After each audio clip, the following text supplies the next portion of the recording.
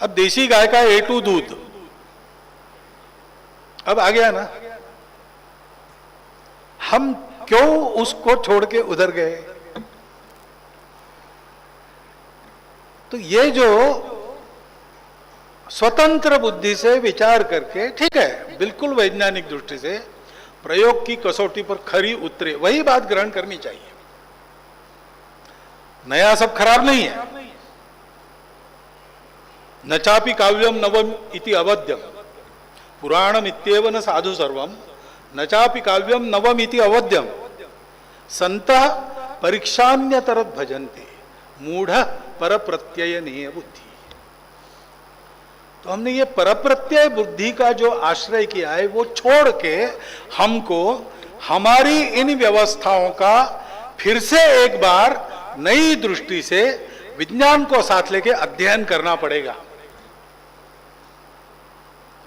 तब कई बातें हमको आज के समय में भी रास्ता दिखाने वाली, केवल हमको नहीं संपूर्ण विश्व को रास्ता दिखाने वाली इनमें से मिलेगी। मैं बहुत जिम्मेवारी से बोल रहा हूं। मैं स्वयं कृषि विद्यापीठ से बाहर निकला हूं और मैं स्वयं जानवरों का डॉक्टर हूं, तो जानकारी रखता हूं, इसलिए आपसे बोल रहा हूं। नेता की बात नहीं कर रहा हूं, भाषण की। सीखते समय हमको अनुभव होता था, हमारे प्राध्यापक बताते थे कि पेपर में लिखो वही जो अभी तक आपने सुना। लेकिन देखो, जैसे गाय के बारे में बताया उन्होंने, क्रॉस ब्रीडिंग पॉलिसी थी उस समय, तो उसके गुणगान वगैरह सब, और फिर कहा कि यही लिखना, इससे मार्क्स मिलेंगे, बाद में कोई पूछेगा नहीं, भूल जाओ। असली बात क्या है, हमारे यहाँ गाय दूध के लिए पाली नहीं गई, हमारी गाय खेती के लिए थी। खेती के लिए मशीन वगैरह नहीं था हमारे पास। मशीन की खेती जमीन को बिगाड़ती है कुछ न कुछ मात्रा में। बैलों की हल से चलाई हुई खेती जमीन को साबुत रखती है। वो बैल गाय देती थी, पेस्टिसाइड देती थी, खाद देती थी, सब देती थी। किसान कम खर्चे में और कम पानी में, क्योंकि केमिकल्स नहीं थे, केमिकल्स को पानी ज्यादा लगता है, और इसलिए हमारे यहां गाय इसके लिए थी। दूध देने वाली प्रजातियां हमारी भी है, और उन्होंने हमको बताया, वो तो टेक्स्ट बुक में भी था हमारे, कि 300-400 साल पहले अपने गायों का सुधार करने के लिए हमारे यहाँ रेड सिंधी, गिर, ऐसी प्रजातियां हमारे यहाँ से पश्चिम में लेके गए लोग। और आज जो जर्सी होल्स्टीन आप कहते हैं वो उनकी उपज है। इसलिए कैटल यानी गाय, झेबू ऐसा कहते हैं, लेकिन ये जो कैटल है जर्सी वगैरह, ये ब्राह्मण कैटल है। तो उनके यहाँ कोई ब्राह्मण जाति वगैरह नहीं थी, ये हिंदुस्तान से लेके गए, इसलिए उनको ब्राह्मण कैटल हमारे साइंस में कहते हैं। तो परप्रत्यय निय बुद्धि अगर हमने छोड़ दी और अपनी इन परंपरा का जितना बचा खुचा है उतना भी सहज कर जरा अध्ययन किया, तो उसमें से हमको कई अपने देश में करने लायक, कम खर्चे वाले, सस्ते और सबको समझ में आने वाले, और कोई भी जिसका अतिरिक्त और हानिकारक साइड इफेक्ट नहीं है, ऐसे उपाय इन शास्त्रों में जरूर मिल सकते हैं। उस पर हमारे बौद्धिक जगत का ध्यान जाना चाहिए, उस पर हमारे अकादमिक जगत की मान्यता की मोहर उठनी चाहिए। ये जल्दी होना चाहिए तो और नुकसान टलेगा। ये एक बात है। दूसरी बात है, ऐसी बातों को करते समय, अब जमाना अपना प्रजातंत्र का है और आधुनिक सत्ताएं सभी देशों की वो अपने हाथ में सब केंद्रित करती है।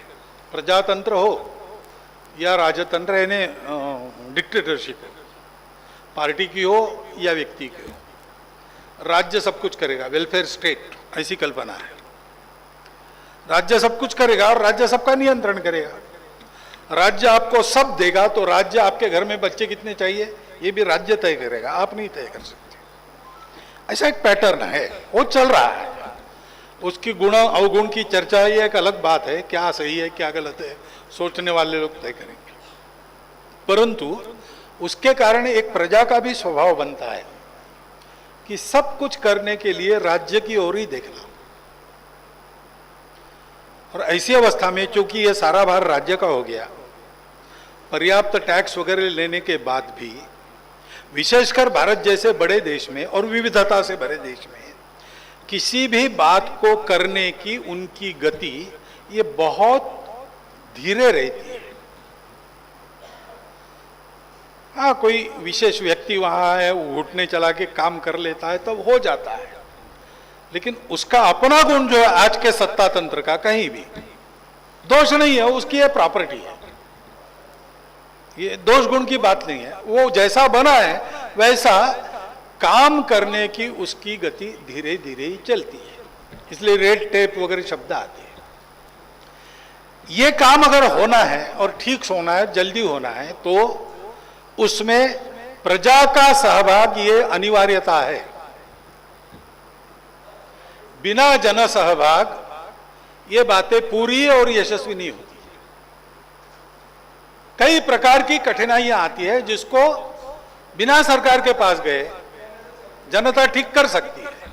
लातूर है, लातूर आपने नाम सुना है महाराष्ट्र में, जहां पानी की गाड़ी जाया करती थी 2 साल 3 साल पहले, इतना अकाल होता था पानी का, मालगाड़ी में पानी भर के भेजते थे। तो उन्होंने उस इलाके में सबने ऐसा एक उपक्रम किया अपने अपने यहाँ पर, नदियों का नालों का पुनर्जीवन, नदियों को चौड़ा गहरा करना वगैरह वगैरह। वहाँ एक माजरा नाम की नदी बहती है, बहती क्या है, वो ठहरी गई थी। तो गांव वालों ने कहा कि इसको हम चौड़ा करेंगे। गांव वाले नहीं, शहर है लातूर शहर, शहर के लोगों ने कहा हम करते। सरकार की भी योजना थी, तो सरकार की योजना के अनुसार नोटिफिकेशन हो गया, कोटेशन बुलाया गया। सरकार बजट देने के लिए तैयार थी 85 करोड़, लोएस्ट कोटेशन 150 करोड़ का आ गया। उस उधेड़बुन में 6 महीने बीत गए, कुछ हुआ नहीं, तो गांव वाले थक गए। हमारे क्षेत्र संघचालक जी वहां रहते थे, उन्होंने उनको पकड़ा, उनको अध्यक्ष बना के कमेटी बनाई और सब लोगों को, हमारे आर्ट ऑफ लिविंग वाले रविशंकर जी महाराज के से जो वहां पर ऐसा काम करने वाले सब लोग थे, सबको इकट्ठा किया और गांव वालों ने मिलकर 30 करोड़ में 3 महीने में 30 किलोमीटर नदी चौड़ी और गहरी कर डाली। पैसा भी उन्होंने जमा किया, सरकार की तरफ से एक पैसा नहीं लिया। लोगों ने कहा हमारे जीवन का प्रश्न है, यहां हम बिना पानी के प्यासे मर जाएंगे, उससे अच्छा हमारे घर में कोई मृत्यु हो गई, उसके श्राद्ध में 1 लाख रुपया खर्चा आने वाला है, हम 10,000 में निपटा देंगे, 90,000 उधर दे देंगे। ऐसा कर करके 30 करोड़ लोगों ने जमा किए, खर्चा हुए, काम हो गया, पानी है, अब कोई पानी की किल्लत नहीं।